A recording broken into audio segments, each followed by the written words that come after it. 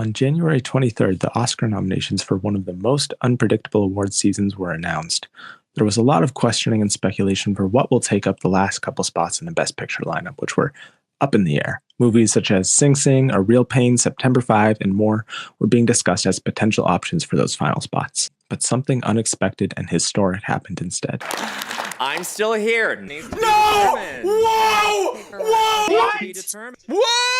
Whoa! These Hollywood films, with plenty of precursors behind them, all missed in favor of the Brazilian political drama I'm Still Here, which shocked the world by making it into Best Picture and being the first Brazilian film to ever make it into that category. I'm Still Here, directed by Walter Salles and starring Fernanda Torres, follows the real-life quest of Eunice Paiva to find answers and justice for the government-related disappearance of her husband under the military dictatorship of Brazil in the 1970s. Walter Salles spent 7 years developing this film adaptation of Marcelo Rubens Paiva's acclaimed memoir.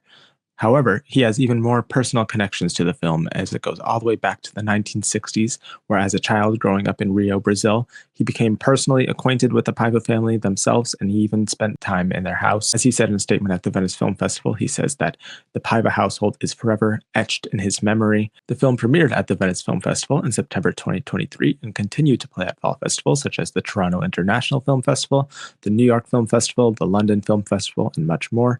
The film continuously received great reviews from the festival audiences, but wasn't able to completely stand out and overcome the buzz of other bigger festival titles such as The Brutalist, Anora, Emilia Perez, and more. However, once the film released in Brazil on November 7th, Eunice Paiva's birthday, it began to gain significant buzz online. Despite this buzz, it remained unclear just how big of an awards contender this film could end up being, and all of that changed on January 5th during the Golden Globes when... And the Golden Globe goes to... Fernanda Torres, I'm Still Here. Fernanda Torres' win at the Golden Globes was not only historic as she became the first Brazilian actress to win that category, she also made the film a priority viewing for those who had yet to see the film. The voting period was also extended due to the LA fires and gave voting members even extra time to catch up on the film. The fervor surrounding the film reached an all-time high, with videos of Brazilian fans celebrating Torres' historic win circulating around the internet, including the reaction of Torres' own legendary mother and actress in her own right, Fernanda Montenegro, who made history being the first Brazilian actress nominated at the Oscars for Central Station back in 1999, and Torres followed in her footsteps, becoming the second Brazilian actress to be nominated in said category for I'm Still Here. After the Golden Globe win, Torres also began to campaign more. She hit the late-night talk show circuit and increased the film's visibility even more. So more and more people were seeing the film, and as Michael Barker, the co-president of the film's distributor, Sony Pictures Classics, told The Wrap, obviously, we knew that this film was high quality, and we knew that if we got enough Academy members to see it, we were going to have a shot. And indeed, enough Academy members saw the film and loved it enough, resulting in its historic nomination in Best Picture, as well as Best Actress and Best International Feature. Thanks to Sony Pictures Classics, I had the opportunity to recently watch this historic and deeply moving film, and let's just say, it did not disappoint. So without further ado, let's get into our review, let's talk about this incredible film, and let's also, as we are that channel, talk about if it has any chance to continue its streak of surprising with wins at the upcoming Academy Awards. Hello everyone, and welcome back to Oscar Film Forecast. Today, we are here to review the recent surprise Best Picture nominee, I'm Still Here, directed by Walter Salles, starring Fernanda Torres, of course. Huge surprise when it was announced. I just recently got to see the film thanks to Sony Pictures Classics. I loved it. We'll get into all the details, but Anthony, what were your thoughts on I'm Still Here before we dive in? Yeah, I think, first off, I did not know anything about this movie going in. I didn't know that it was based on a true story or based on a book. I knew of Walter Salles from Central Station, which was the film he made with Fernanda Torres' mother, who also makes an appearance in this. It's funny that they're billing her as like the third, member of She's in like the last 10 minutes. Yeah, 10 minutes. I think what I was just so taken aback by when I saw the film was the control that Salles had over this story. It's 2 hours and 15 minutes, and he very carefully shows really the demise of this family and the home that they're living in. I likened it to, in our last video, The Seed of the Sacred Fig, which is another film this year that centers this political conflict and the tragedy involved with that, but really centers it in the home. And I think they really capture how the threats of these political machinations really affect the everyday person so perceptively and humanely. I think that it's a film that really captures what's it like to come of age in this sort of place and time. And I think the child characters are given such agency within the story. They're not just, stakes for the adult characters to worry about. They feel like real people. And I just think the biggest compliment I can say is the house is a character in the film, and you really lament, and you root for the house, and you root for this family. And I think all that runs through Torres. She just holds the movie in the palm of her hand. She doesn't over dramatize this role, and she is trying to hold everything together to the best of her ability. And I think there's a perseverance to this movie that I found just really compelling. And so, yeah, I just think it's a really stunning piece of dramatic work that I think I'm very happy that the Oscar's nominated for Best Picture, because it means more people will get to see it. And I think that should be the goal of the Academy Awards. I really, really like this film. I think it's this beautiful portrait of a family over time as their life is like kind of shattered by this dictatorship. And how like the first 30 minutes of this film does such a great job of like spending time with the family at the beach, dancing, making dinner, of like getting us really endeared to them and as a family as a whole, that when that tragedy hits, it's even more impactful.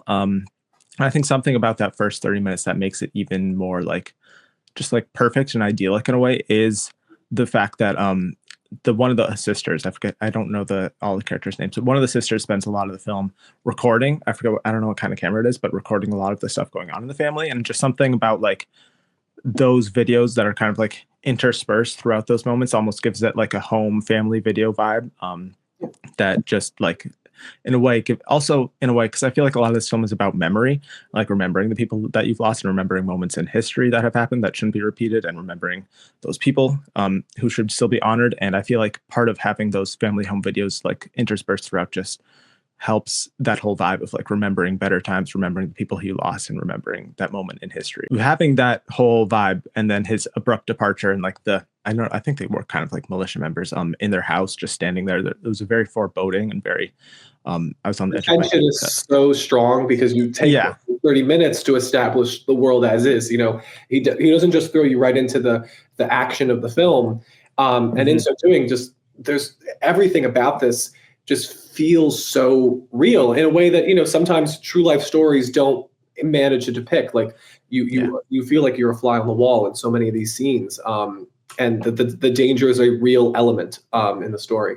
I agree with you too with the home video footage, because a lot of the story is about control and who has control over your life, your private life, and your memories, of course, a lot of times are accessed through photos and videos. And I think this movie shows that in and of itself is a form of rebellion. The fact that they were documenting something that, the Brazilian dictatorship didn't want them to document. And that there was still positive memories to be associated with that period. I think it's a really beautiful way of looking at something that is very complicated, but still has moments of joy. This was still a family unit, and no matter what happens, they can preserve it forever in that footage. Yeah. And in those moments where like the members are still in the house, there's like this confusion of the children. A lot of the kids don't even like get to say goodbye to him in a way. Eunice, her character, just like struggling to like maintain this like calm like persona, calm front, making it seem like it's fine for all the kids when she really also doesn't know what's going on at all. And I think so much about Fernanda Torres' performance here is very under the surface, which is why I love it so much. She's putting up this like strong front for her family, but there are those moments, and even when she's putting up that strong front, that you can see in her eyes alone, like deep down, that she is just like broken by this, but she has to keep herself looking strong for her family. And it's just a very raw and restrained performance. And there's like one scene in particular that's like a still for like a lot of this film is when she, as the family before the dad disappeared, went out to get ice cream. So they go back to that same ice cream place after the dad has disappeared, and everyone's sitting around. The kids are playing, I think, like hangman and stuff, and she's just sitting there looking around at all the other people in the room, all the other like families, friends, and there's just like you can see on her face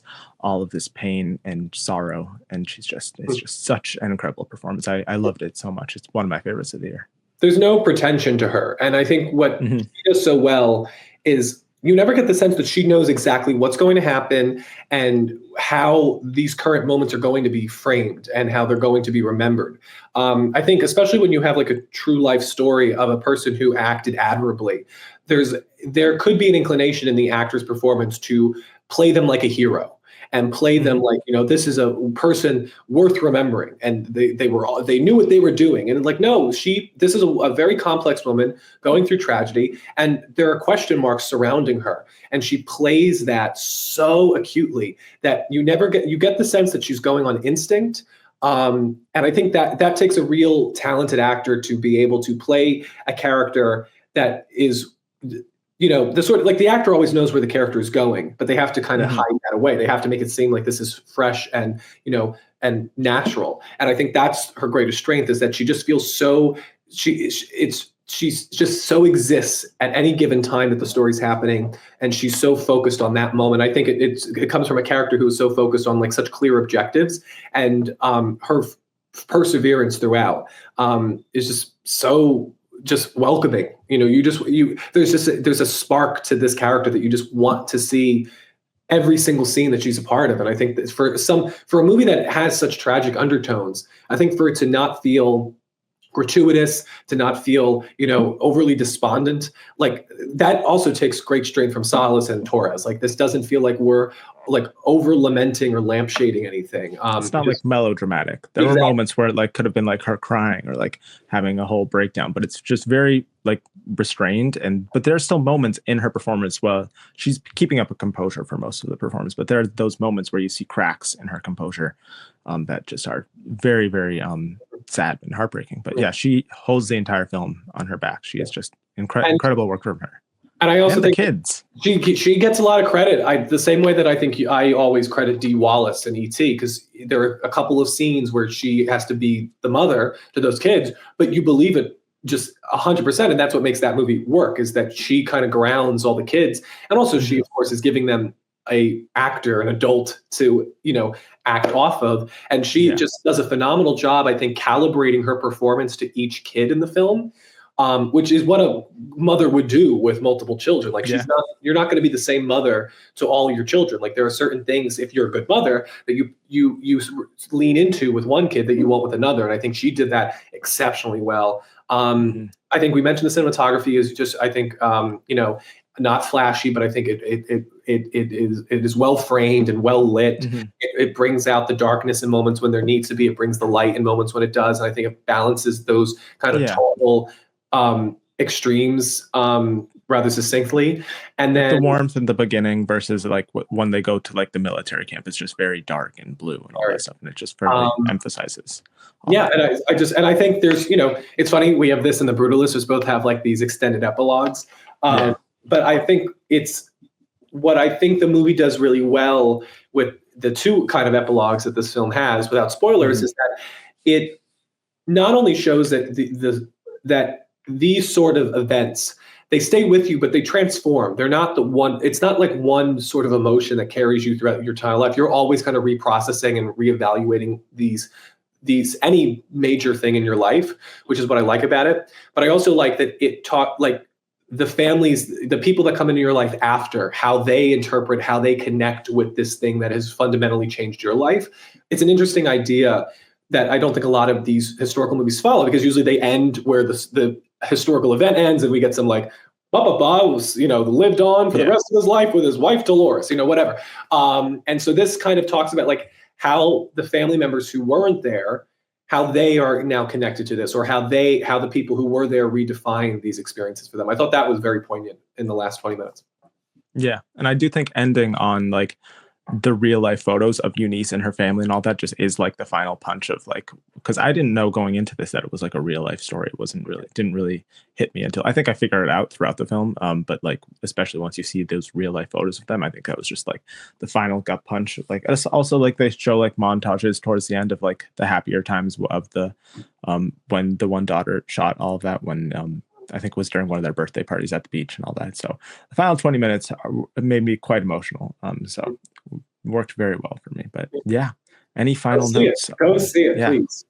It is hitting theaters. It's right now really just, I think, in Los Angeles and New York, but I think it is hitting theaters within a few weeks. I think the plan right now is sometime in February, but I think they might bump that up a little bit after its overperformance at the Oscars. But yeah, also I think worth note that there's just a lot of passion from the Brazilian community for this film and how important it is for them. And Walter Salles is also like very personally connected to the story. I believe he knew the real life family. He did. He said he grew up like going to this house. Like it's like remarkable. It's crazy.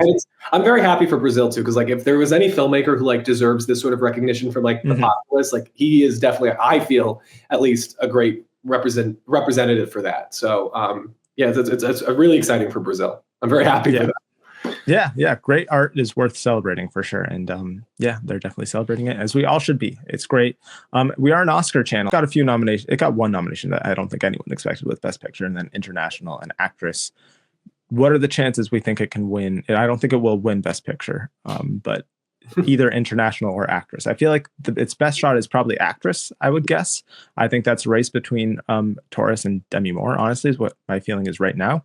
But we'll have to see as the season continues. Torres will not have an opportunity to win multiple other awards that Demi Moore will, with the SAG Awards and BAFTA Awards, where Torres was not nominated. But it's not a film that I'm going to underestimate at this point in terms of the passion and love for it and the narrative that people are quite enjoying, because it managed to get into Best Picture. So I'm not going to I think it only has more to like nowhere left to go but up, basically. Grow. And I think people are connecting with it. I think it's one of the more just straightforward dramas of the year, and I think people are, The Brutalist is proof that people, I think, are wanting those sort of stories.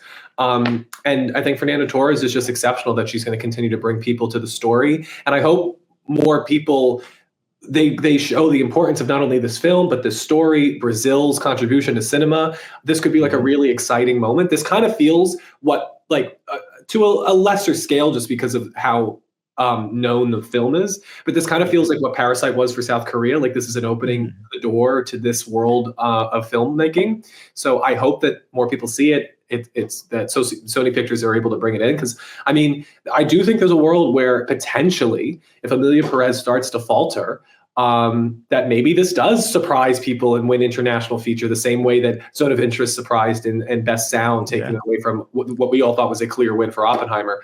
I think it's possible, and I think Fernanda Torres is definitely somebody who I think people would definitely like to lean into and learn about, and want to see this go her way in Best Actress. So it's possible. I think it's really exciting. It's very exciting. It's very exciting. A great movie. One of my favorites of the Best Picture nominees. Like we said, go check it out whenever you get the chance to. It is definitely worth a watch. And yeah, if you have seen the film, comment your thoughts on it down below. All that fun stuff. What you think it might be able to win at the Oscars. And yeah, thank you all for watching, and we'll see you in the next one.